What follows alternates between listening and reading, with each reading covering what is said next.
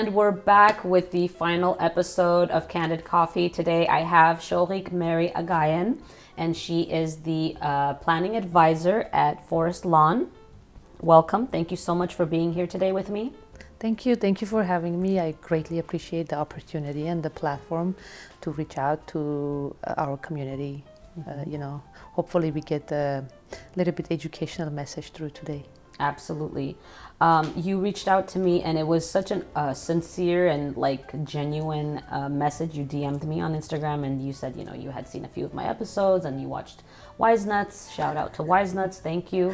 And you told me how important it was for you personally, being in your line of work at Forest Lawn, to educate and kind of be more informative and be an open door for people to come in and talk to you or reach out to you about, pre-planning, funeral arrangements and things like that, which is a little heavy to digest.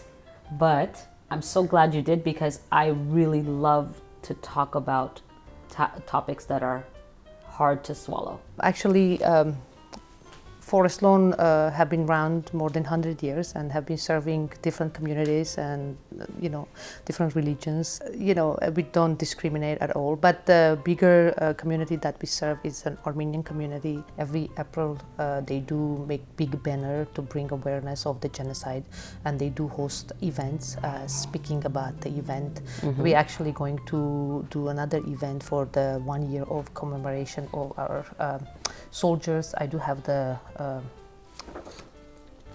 flyer here, and it's gonna be October 17 at 4 p.m. It's free of charge. Anybody can attend. It's going to be a Badarak, kind of like memorial service for our heroes. Mm-hmm. And please, anybody wants to come and commemorate and participate, please come to Forest Lawn and participate.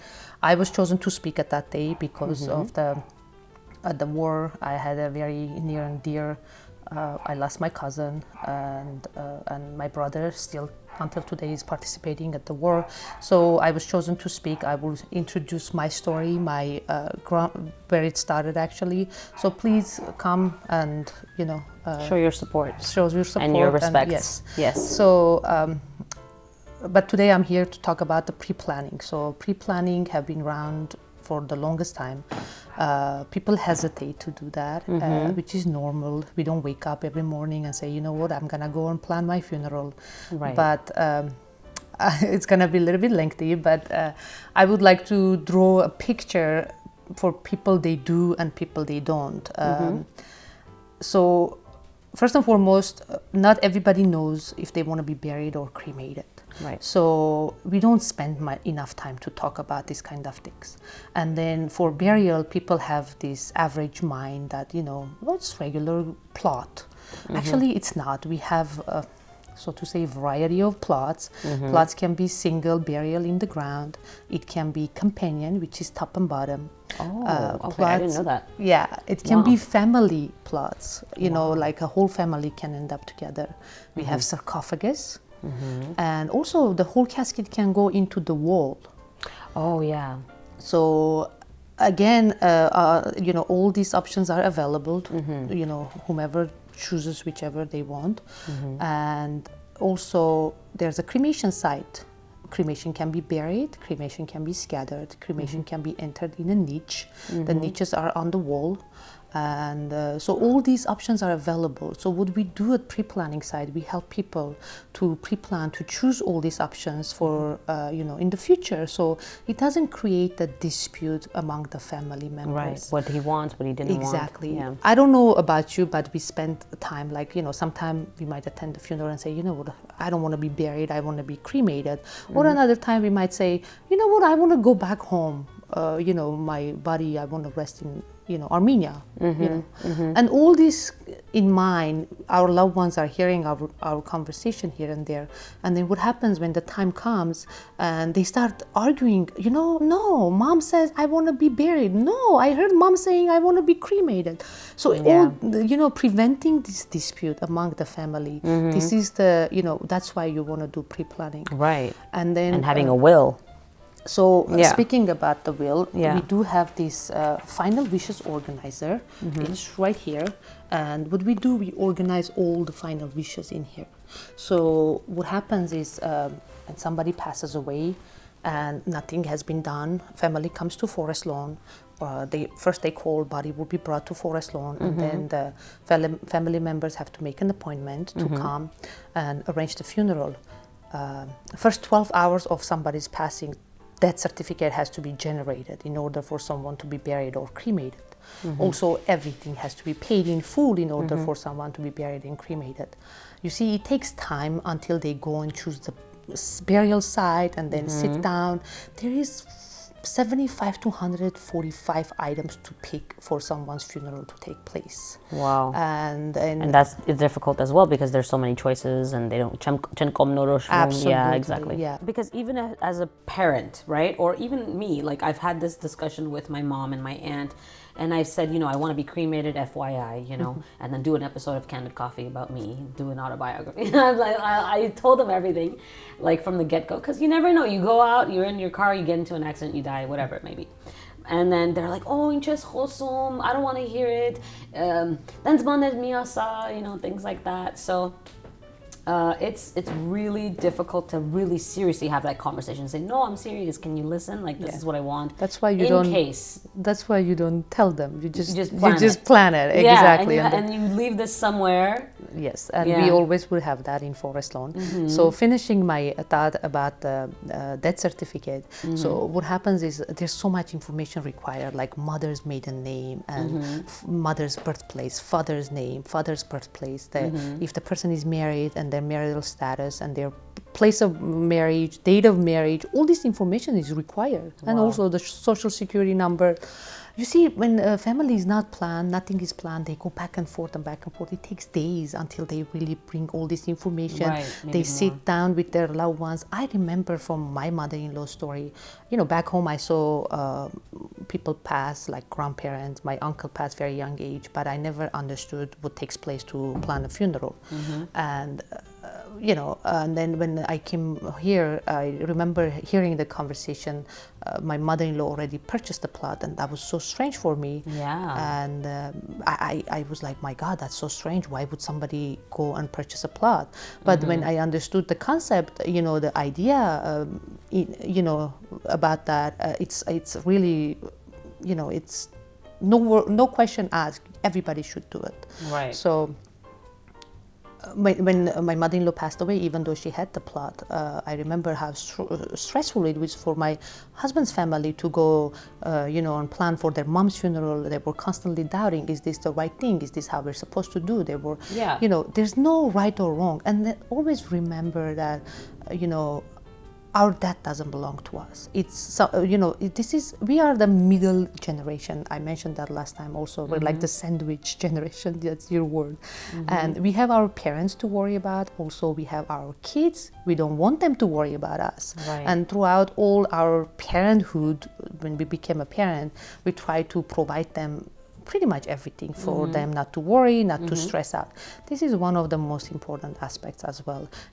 I'm not here to tell anybody to think about it, to constantly dwell on it.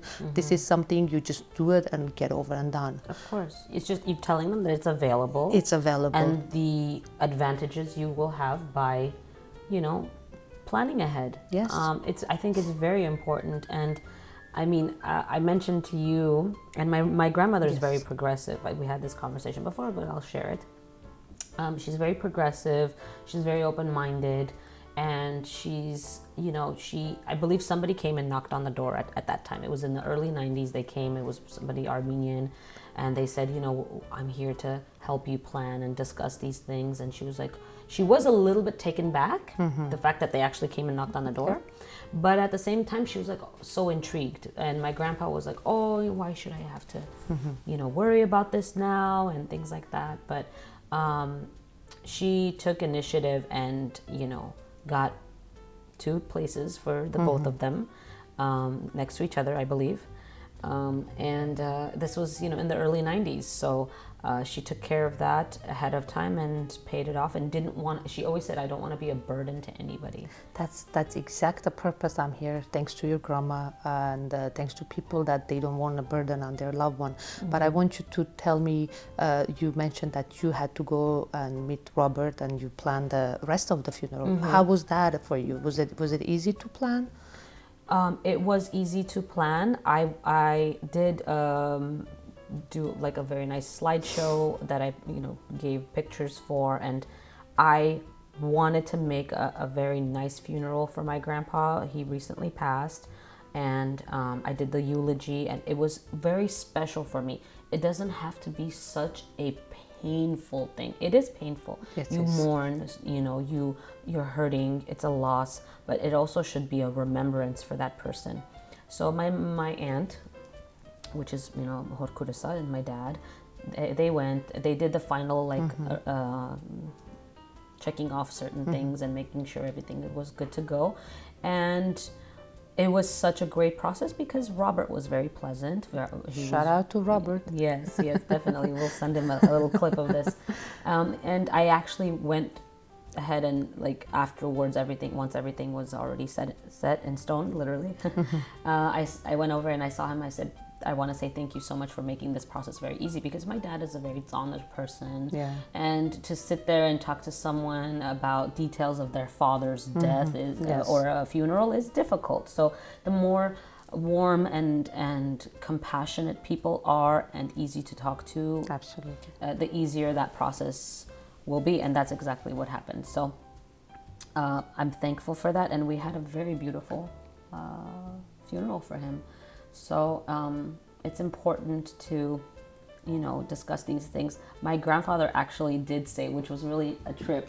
I'll share this with you, and I haven't really said this out loud to anybody unless they were there. He didn't want to do this, but he knew what he wanted with him when he died. So he took a picture. We gave a picture of his mother wrapped in a Greek flag, because his mother was Greek, and that was super important to him, and we put it inside the coffin. And then when he went to Greece many years ago, he got like 2 handfuls of the soil there from Athens. I'm getting goosebumps as I'm telling you this story, but he wanted to include that in his burial.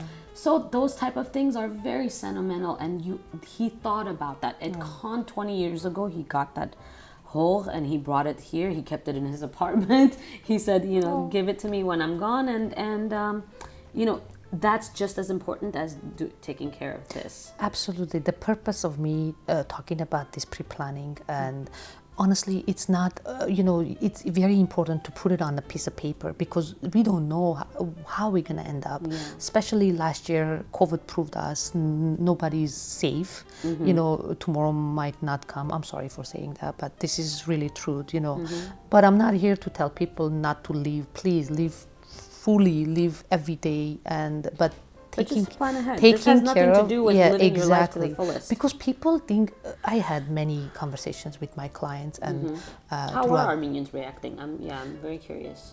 Yeah, Armenians, they're slowly opening up. It's difficult. Now they're more into, the plot and the site of the burial, because that's something very important, and they really have that image in their mind. It's funny, but they say they want a view, they want all these, Tsaritag. Yeah. But, we are in Forest Lawn to make sure we give them a tour, we, show them all the, available options they can choose from. But as far as these final wishes organizer, they don't do it until Danak Voskorin Hasni. So most of the time they do it when somebody is really critical. But slowly they're opening up, they're understanding the value of the final wishes organizer. And speaking about it, so I mentioned that somebody passes away, how they will call Forest Lawn, body will be brought to Forest Lawn, they come and they sit there. It takes 4 to 7 days to plan a funeral, at least when totally. they didn't do anything, choosing the site, and lots of disputes, especially if there's lots of kids, lots of family members involved, and we love to get involved in this kind of times, even it's not your place, but that's our culture. Yeah. But in the other hand, when you have everything registered and recorded and everything is here, you make the phone call to Forest Lawn, body will be brought to Forest Lawn, and family will make an appointment, come to Forest Lawn. All they do, they go over all the choices that they might the enhance. Deceased has made previously. The kids can make decisions for their parents as well. I mean, as far as there's a clear communication what they actually want to have, but I mean, kids meaning like us for our parents, for our age. But so they choose the date and time. They want the available. They have it available, and they're available. Forest Lawn has availability. Everything is done. Everything is paid for it. Everything is done. There's nothing to worry about it. I firsthand witness how families dispute and argue, and that's not what they want for their mom or dad. That's not what they want for their loved ones. So the idea is not here young people to go and think about it and plan, which is great. None of us know what's going to happen, but my purpose and my message today is at least to plan for our parents, our Right. I mean the older generation. Yeah, of course, absolutely. We are funny creatures. We come to this world only knowing one thing, that we're all gonna die, and we never are comfortable talking about it, and Right. never comfortable bringing that subject up. So Yeah. It's tough. It's difficult. Well, they always say, and people repeat this a million times, nothing's certain but death and taxes. But That's we true. pay our taxes. We never worry about our death. Yeah. And just being proactive about Absolutely. it. So I really admire you for talking about this. It is heavy. It's heavy for me even to sit here and talk about something like this, because I recently went through it. But it's so important to put it out there, and people are going to have questions. Like, for example, they'll say, how much does a funeral usually cost, and like how can I finance it? Those are the first two questions that I immediately think of. Yeah. First and foremost, I didn't mention I'm sorry for your loss, and thank you for sharing your experience with Forest Lawn. I appreciate that. But yes, absolutely. So you see, when somebody passes away, everything has to be paid in full, the plot, the service, and everything, in order for someone to be buried or cremated. But yes, when you do it ahead of time, you have an option of financing, and we do not after the fact. Not after the fact, of course, unfortunately. Of course, yeah. Yeah. So you do have an option of financing, and we do really great financing based on your financial experience. I mean, what you want to do, how you want to do it, and also as far as the prices goes, it depends. It's based on location. It's very similar to real estate. Location, but it's very unique its own way. It's not like everybody can choose the same thing. I had families like two sisters, or mother and daughter. Mother doesn't want to have that, daughter doesn't want to have that. So it's not like it's very unique itself, and it's very personal. So in order for someone to actually sit down and plan that, it's very personal. Of course, and as it should be. It's about you. Yeah. The plots can be purchased and financed, and as well as the service side. So the plots finance, when you finance the plot, it's like owning a place, a property. We call it property. So anybody can use that plot. I mean, you can change the name, gift it to someone else. You can, somebody can be buried in that plot, with your permission, of course. Yeah. So it's something that it can be. But as far as the services, it's very personal, and it's for one person only. It cannot be transferred for any other name. But the good thing about it, it can be transferred to any other mortuary. Let's say somebody passes away in another state or another country even, or if the funding is not used, it can be given back to the beneficiary. This can be financed as well, and both financings are a little bit different, but definitely whomever is interested to have all these questions answered, will be very happy to answer all these questions in Forest Lawn. Please feel free to contact 818-988 2222. That's an Armenian speaking number. You can request Armenian speaker, or if you choose not to, it's up to you.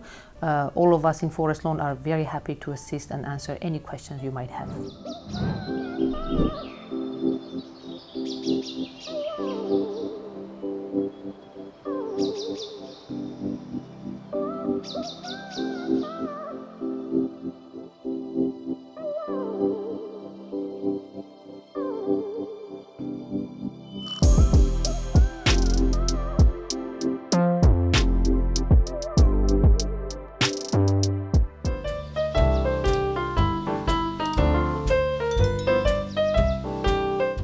What are like some of the most important questions that you get asked most frequently?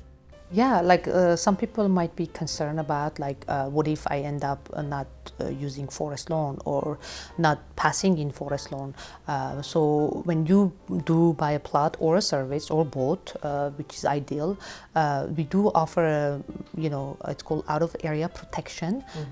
So what happens when somebody passes away anywhere in the world, body will be brought to Forest Lawn with no charge or arrangement made by their family. It's very affordable. It comes hand in hand. We don't sell it to everybody. It's only you have to own a plot or a service. Sometimes we don't realize how expensive it is, the airfare and making all these arrangements in a different country, like, because it's not the standard for US, and, everything has to be standard and match to the here, whatever it's supposed to be, the body, how it's supposed to be brought to Forest Lawn. But that's option is available and possible for anybody who wants to use it. I got into Forest Lawn 6 years ago. First it was very strange. It's like, my God, I can't do this. I can't constantly talk about death and burial and all these. But when you get the proper training and you understand the concept yourself, and that's how important it is, and so it's easier to talk about it. Exactly. So I'm very passionate about it. Some of my clients became my lifetime friends today. Aww.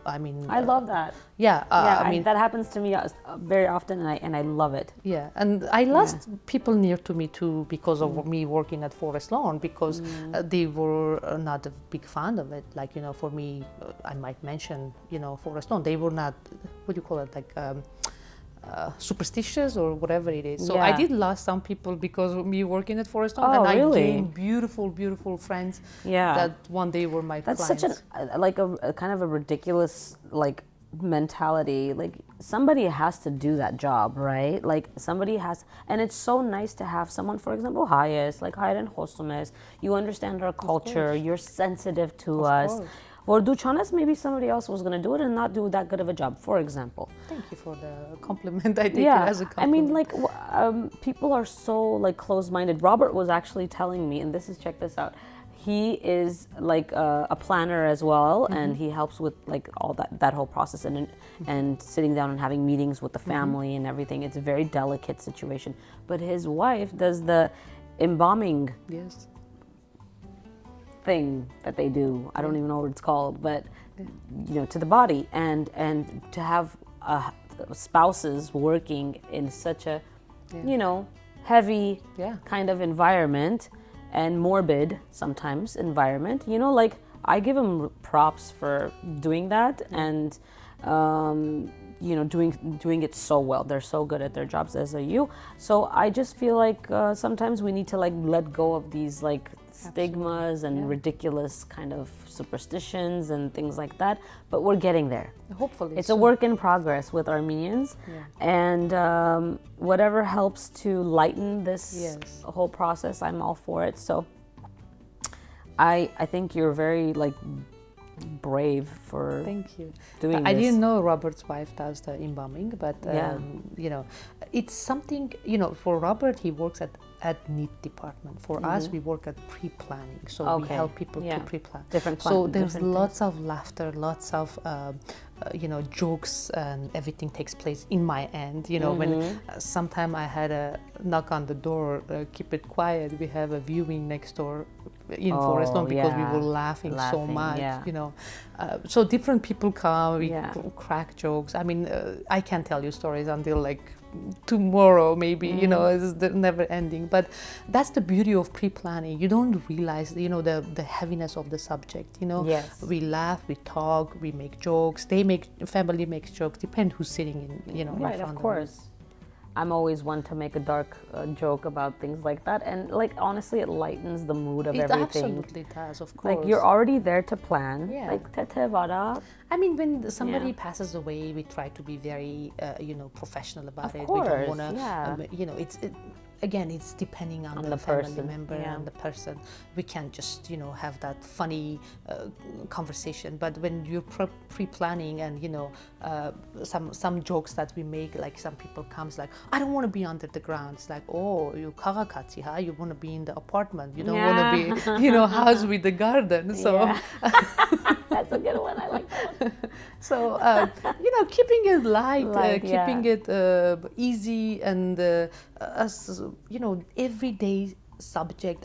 Again, I'm not here to tell everybody, please don't talk about it every day, but at least, you know, spend 5 minutes, 10 minutes in your life. And honestly, all it takes is an hour to come to Forest Lawn. And when you make the appointment, the rest will be taken care of for you. You have nothing to worry about. Me, myself, or other people working at Forest Lawn will be grateful to take care of all the hard subjects, cover everything, answer all the questions.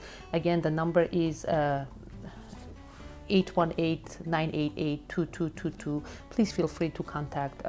You know, we'll be very happy. Any questions you have, there's no good question, there's no bad question, there's no funny or sad question. We are, you know. You've heard everything, I'm sure. We sure did, Yeah, absolutely. you've heard everything under the sun. What would you say to people who are like, you know, hesitant about like the initial costs and things like that? You know, I feel like money and time are the only two main factors of why somebody doesn't do something. Yeah. I want to go somewhere, I don't have the money to travel. I want to go do something, I don't have the time to do it. Yeah. You know, so money and time is like what holds people back from doing things. That's very true, and I totally understand that. It's not, you know, every year, like, so 1975, Time magazine predicted that the funeral cost will be going up every 10 years. Going up means doubling up.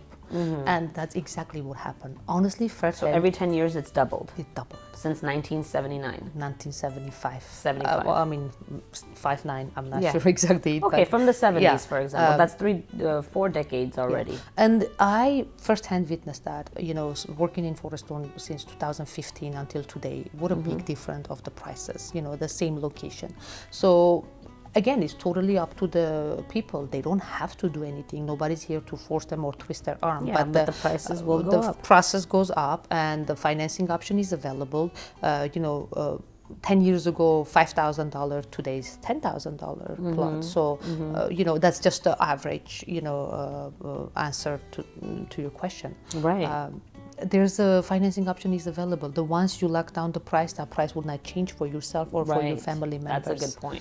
Yeah, and I mean, you have to think about it. You don't have the money today.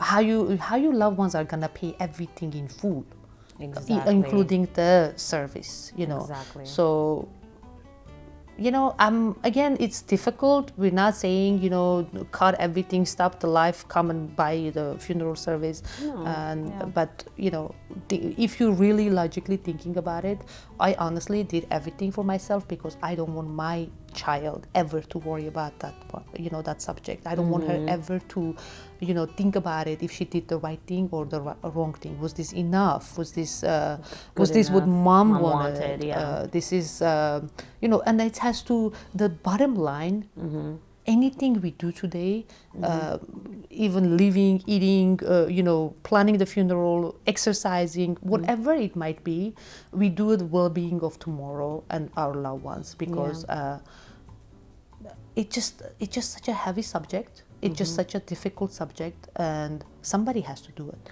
Well, so is life insurance. Okay, I once I was on my own, and I knew I probably, at least for the time being, won't have a spouse to depend on. I have children, so I got I got a life insurance policy. I also got living benefits, so that if I do get sick, heaven forbid, it's like super bad. I need, I'm gonna have medical costs or chemo or this or whatever it may be. That's covered as well. Absolutely. And if I don't get sick, great. That money can be used for something else much later if I need to and things like that. So that's me planning ahead because of my children. Okay. So like you said, we're doing it for ourselves. Like if I'm an Yes. elderly person, I'll do it for myself. So my kids will have less to worry about, if nothing at all, later on, once everything is said and done. Yeah. So it's just that, and Armenians are, in general, people, not just Armenians, I don't want to like center it on something. In general, we've become a lot more proactive and thinking ahead about life insurance policies, and this I think will follow as well. Life insurance policy is really important, and that's something that we want to leave a little bit for our kids, just to, back on it and just depend on it and get some kind of situation taken care of after we're gone. But lots of people, they get confused with the life insurance policy because they buy life insurance, they think they're covered for the funeral planning. Yeah, financially it might be, but you have to think about it. All these aspects to be taken care of, all this planning to be done, your loved one has to do it. And that's, majority of the time, it's not the money that is the difficult part. It is doing what you're supposed to do and constantly making the decisions. Constantly having that doubt. Making the decision, constantly having that doubt in your mind. Was this the right thing I did? Was this wrong thing? Was that something I was supposed to do? In order for you not to have that doubt and the dispute and all these questions, to rise up in the future, you'll do it and get over and done. Just like you did the life insurance. It's amazing. Life insurance is the must. I mean, you live, you breathe, you have to have a life. I think we have to change it. You pay taxes, but you buy life insurance, pay taxes, and die. Exactly.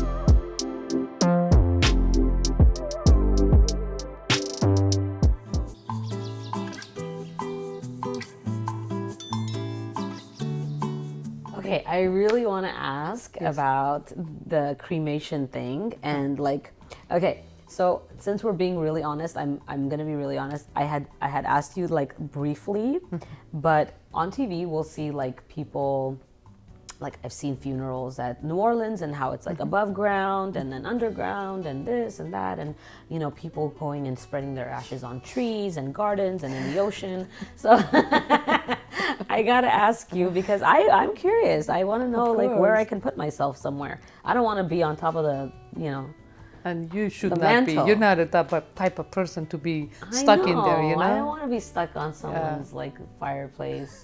I want to, be free somewhere. But I know there's technicalities. Like, where can I go? Where can my body go? Well, if you do the planning, God forbid something happens to you ahead of time, so your kids will know what to do. And if you don't do it, then you don't have written anywhere, so your kids will be confused and they won't know what to do. They might shove your ashes in a garage or someplace eventually. So, which is very common, by the way. People just put them in the garage? I mean, not their moms and dads, but like, grandparents, and eventually passes down hand to hand, and then they don't know what to do with it. Yeah. But as far as the scattering, I know last time when we talked, I mentioned that, It was so funny. in the movies, people have these, ashes scattering. Actually, there's a law requirement for this one. You can just take it. Actually, speaking about it with you, I went home and I kind of Googled it, just to get the actual, what's going on. So you have to have it 5 kilometers from the shore to the sea in order for you to scatter the ashes. In Foreston, we used to do scattering. We don't do it any longer. But just to answer your question, yes, you cannot just take it and scatter it anywhere you desire. want, You have to have a permit, at least from the owner, or you have to have a permit in order for you to scatter. Like, where can we put someone's ashes? Where is it allowed? There's a companies, they actually walk you through. There is a boat you can rent out of, I believe, Long Beach. I'm not sure. I mean, those we don't cover this topic, so I'm just giving you like what I heard from other people. And they take the boat and they go and they scatter the ashes, and it becomes a little bit celebration.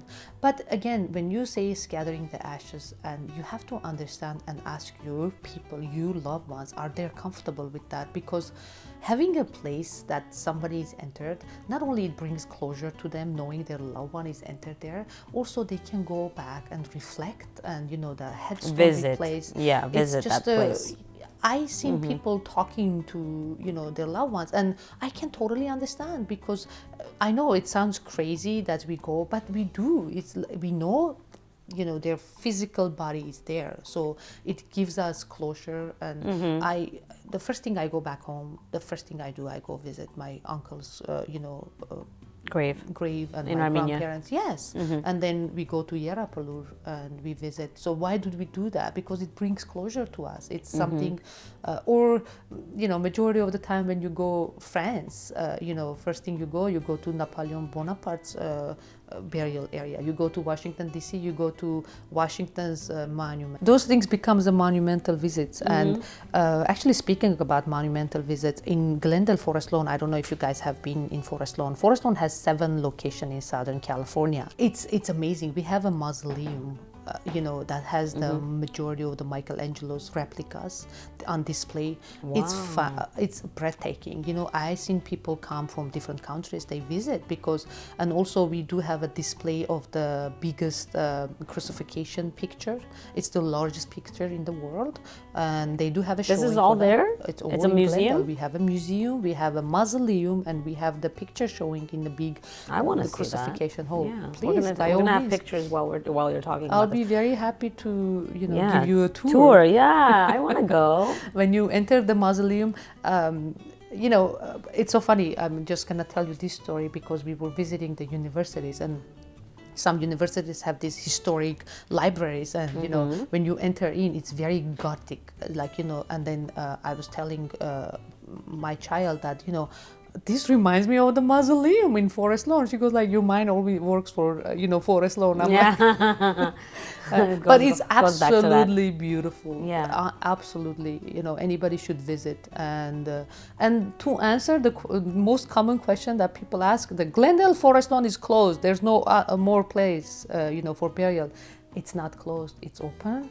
And we are actually opening new area there, and still functioning, still open. We still have places to sell. Just like I mentioned earlier, we talk about I want to be cremated, I want to go back home, I want to be scattered in the sea. So all these conversation takes place, but we never do anything. So when my husband and I, we actually sit down to do our final wishes, organized, and figure out what we're gonna do. So I brought it up and I said, I want to be cremated. And he looked at me, he said, okay, that's fine, but he said, I'm not comfortable with that, and if you ever pass before me, I would not feel comfortable to cremate you.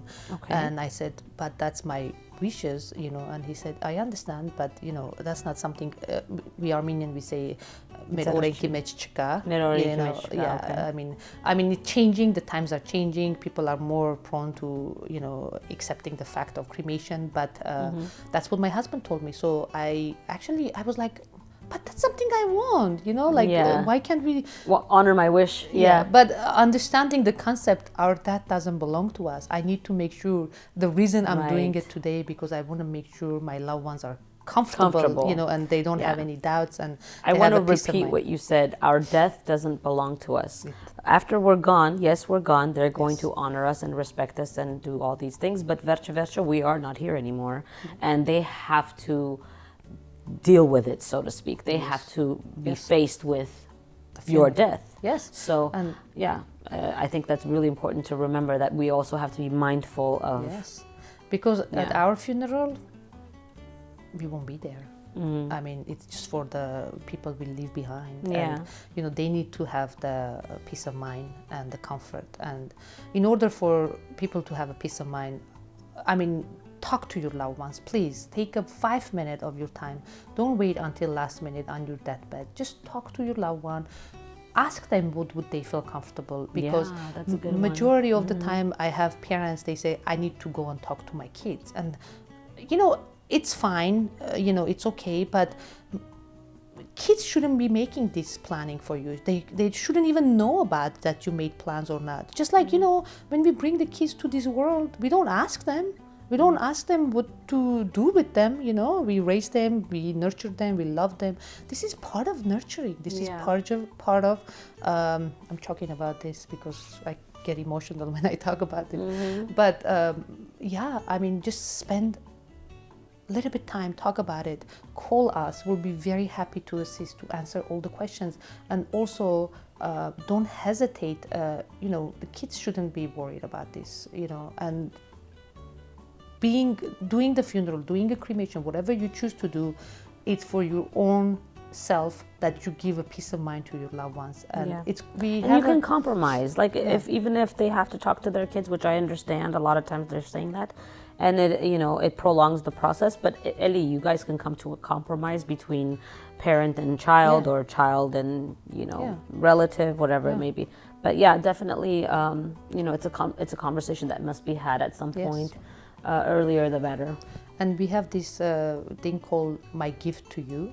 And actually, when you plan all these, and actually it is a gift to your loved one. When they come and they don't have to do anything, everything is taken care of. And it's, at that moment, it's like such a, they reflect, relief. They have their mom's wishes. She actually wrote down. She spent the time. She wrote down all these. She has everything taken care of. It's really one of the most important gift that you can receive, going home and grieving without hesitating, without thinking, oh, should I do this, should I do that? Right. So please take your time, call us. We'll be very happy to assist. Once you come in, the rest will be taken care of from our part. It's very easy process. It definitely is not hard. Just choose your burial plot, do some planning. You don't have to do everything in full. You can start a little bit and then eventually add on. So that's my message for today. Take your time, pre-plan. Either you're a parent or you're a sandwich generation, just like me and Christine. We have our parents to worry about. We have our kids to make them not to worry about it. Absolutely. Very well said. Thank you, Shogik Can. You're very insightful, and I see that you're concerned and passionate about it, and it really shows. It's very sincere. Thank you so much for bringing all of this, and we can have information while you're talking, the website or phone number, whatever it may be, and I appreciate you taking the time to talk about this very sensitive but much needed topic. So I'm thankful to you. Thank you for the platform. Thank you for opening this platform for me. It was not easy to do this, but I'm grateful I had the chance and opportunity. Thank you. Closure. Thank you very much. You're very welcome. And with that, we'll close this episode. I think this is the last episode for season 3. So what a way to close it. What a way to close it. Yeah, exactly. Thank you. And until next time.